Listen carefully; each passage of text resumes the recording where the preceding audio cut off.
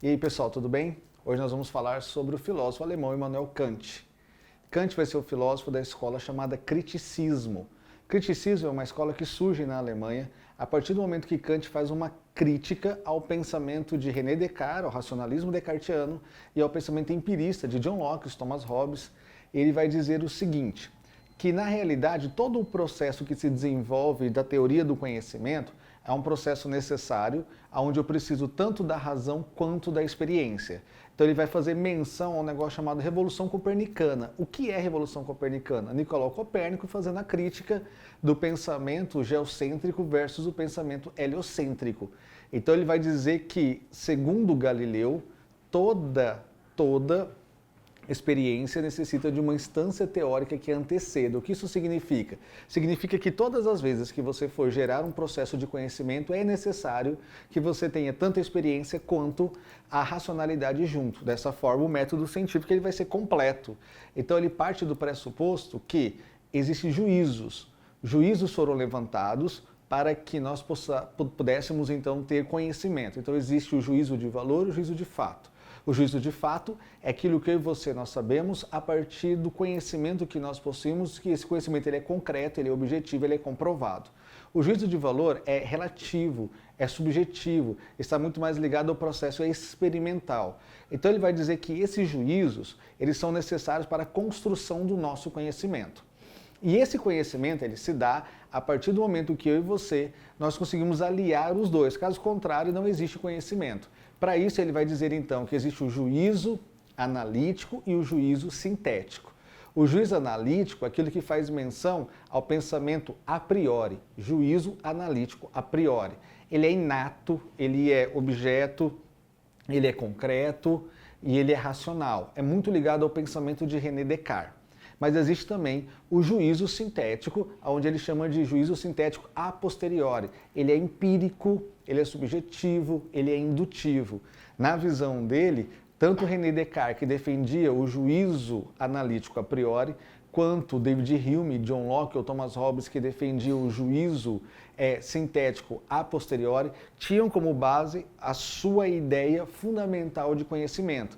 Na visão de Immanuel Kant, nós deixamos as algemas do sistema de conhecimento baseado no pensamento da Idade Média para nos aprisionarmos a um outro sistema de conhecimento, que é o movimento iluminista. E nesse movimento iluminista, segundo ele, nós nos aprisionamos ou ao movimento analítico ou ao movimento sintético, ou aquilo que é a priori ou aquilo que é a posteriori, ou o racionalismo ou aquilo que é o empírico. E ele vai dizer que o conhecimento ele só existe se houver a junção dos dois, entendimento mais sensibilidade. Se não houver o entendimento mais a sensibilidade, jamais nós teremos então o conhecimento.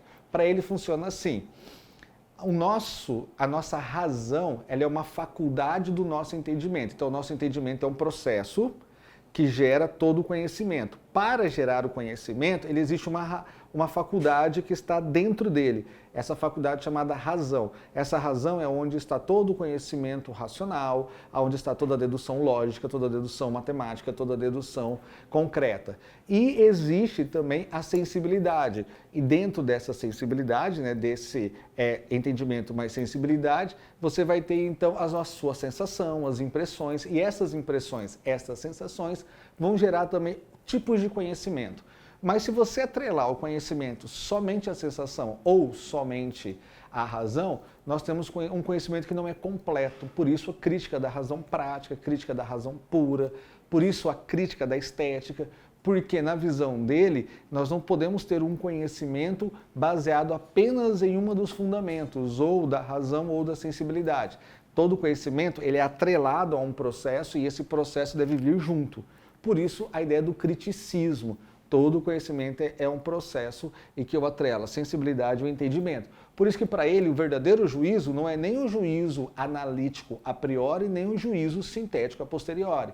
O verdadeiro juízo para ele, o juízo que traz todo o conhecimento necessário, é o juízo sintético a priori. O que isso significa? Significa que esse juízo sintético a priori, ele vai definir todo o comportamento do conhecimento do ser humano, porque ele vai unir tanto a razão quanto a sensibilidade.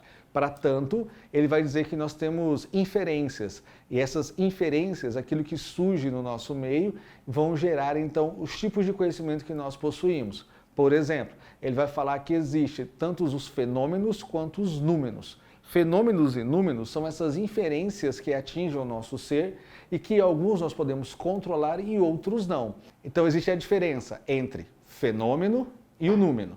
Então, o que é o fenômeno e o que é o número? O fenômeno é aquilo que você não consegue controlar, é aquilo que você não consegue estabelecer, é aquilo que você não consegue trabalhar. Você está vivenciando a sua vida tranquilamente e de repente acontecem situações na sua vida que você não esperava.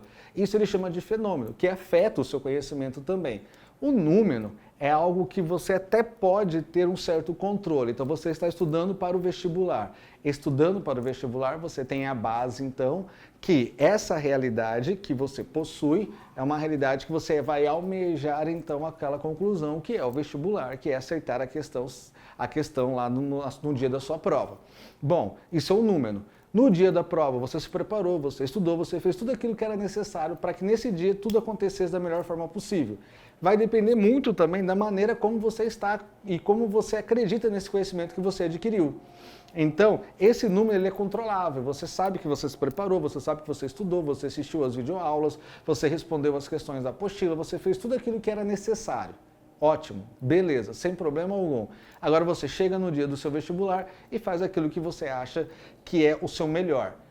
Tranquilo, isso você consegue controlar, isso é um número. Não quer dizer que, se porventura o resultado não vier do jeito que você imaginava, não quer dizer que você não fez o seu melhor. Mas isso é o número, você consegue estabelecer. Agora, se você está indo para o vestibular e de repente você não consegue chegar, você atrasa, acontece alguma coisa, uma questão de saúde, isso é um fenômeno, você não consegue controlar. E na visão de Kant, nós somos constantemente influenciados pelos dois. É por isso que ele vai falar que a teoria do conhecimento é uma teoria dedutiva, analítica, sintética, subjetiva, ao mesmo tempo em que ela traz essas relações da empiria, do empirismo, mas ela também traz as relações da concretude, do processo concreto, e que nos leva a todo um processo de crescimento dentro desse conhecimento. Kant também não fica só nessa área, na área do conhecimento. Kant também vai atrelar a questão da ética, ele vai falar sobre a ética do dever. O que é a ética do dever? Para Kant, ética do dever é quando a minha ação ela é boa o suficiente para que todas as pessoas possam utilizar dela. Então, que a sua ação seja boa o suficiente que ela possa se tornar universal. O que isso significa?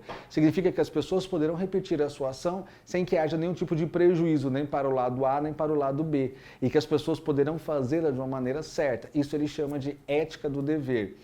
Nessa ideia da ética do dever, ele coloca como base o imperativo categórico. O imperativo categórico é quando você sabe o que é o certo e pratica o certo. Quando você sabe o que é o certo e pratica o errado, ele chama de imperativo hipotético, que é a ideia de que você sabe o que é certo, você sabe o que você deveria fazer, mas você não faz. Num dos textos de Immanuel Kant, ele vai falar sobre o indivíduo que estava precisando de dinheiro e ele precisava pagar algumas contas. E, para tanto, ele vai pedir o dinheiro emprestado. Mas ele sabe, lá no seu íntimo, na sua consciência, que ele não tem condições e não vai pagar o dinheiro, ele não vai devolver para a pessoa ao qual ele pegou emprestado. Então, vem aquela ideia daquela crise de consciência. Então, ele vai dizer o seguinte, é certo fazer isso? É certo você, sabendo que não vai pagar, mas você pede emprestado dizendo que vai pagar, mas tendo a certeza que não fará? Então ele vai dizer que essa ideia é o imperativo hipotético, é o cara que sabe que não tem condições de pagar o dinheiro emprestado, que ele sabe que ele não tem condições de sanar com a dívida dele, mas ele vai mentir para fazê-lo para que ele possa, então, de alguma forma, ganhar aquilo que ele acha que é necessário, o dinheiro para ele que ele possa pagar aquilo que ele deve.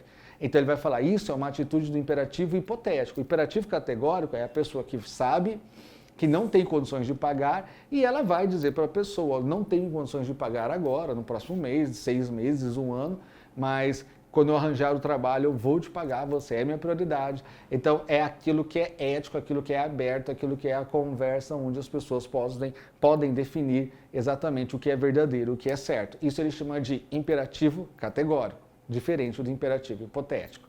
Para ele, eu e você, nós estamos vivendo um processo chamado menoridade.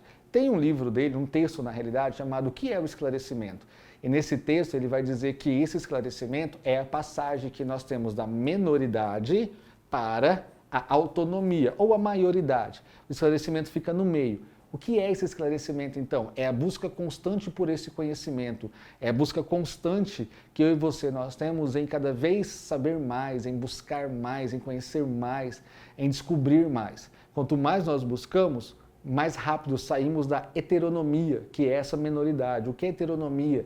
Heteronomia é quando eu fico debaixo do conhecimento de alguém, quando eu estou debaixo daquilo que o outro diz, quando eu estou subordinado àquilo que a pessoa diz que é verdadeiro e eu não tenho a crítica de se aquilo é verdadeiro ou não. Então o que eu faço? Eu aceito aquela ação, eu aceito aquele modo de pensar, de agir e de ser. Então o que eu faço? Eu acabo gerando esse processo e acreditando que isso é verdadeiro. Quando eu saio da menoridade, eu rompo com a menoridade, eu passo pelo esclarecimento, essa busca constante do conhecimento. Chegando então até a autonomia. A autonomia do indivíduo é quando ele, por si só, ele pensa, ele critica, ele desenvolve, ele não está atrelado ao que o outro diz, ao que o outro pensa. Somente aquilo que ele sabe que é verdadeiro, porque ele buscou. Então presta bem atenção, essa é questão de vestibular, isso é muito importante. Menoridade, senso comum, autonomia, senso crítico, no meio dos dois, esclarecimento.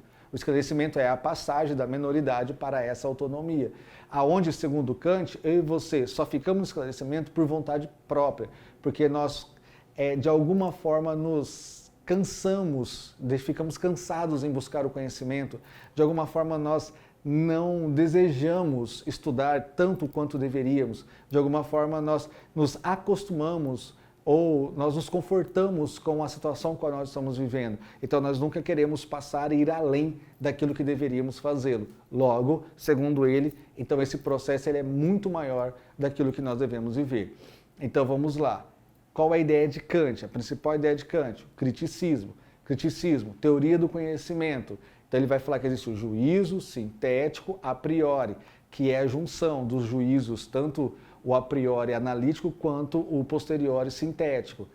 Teoria ética, ética do dever, faça da sua ação uma ação universal. Então, para que as pessoas possam fazer aquilo que você faz sem que haja prejuízo. Isso a gente chama de imperativo categórico, diferente do imperativo hipotético. E a questão da maioridade e da menoridade com esclarecimento, a heteronomia e a autonomia.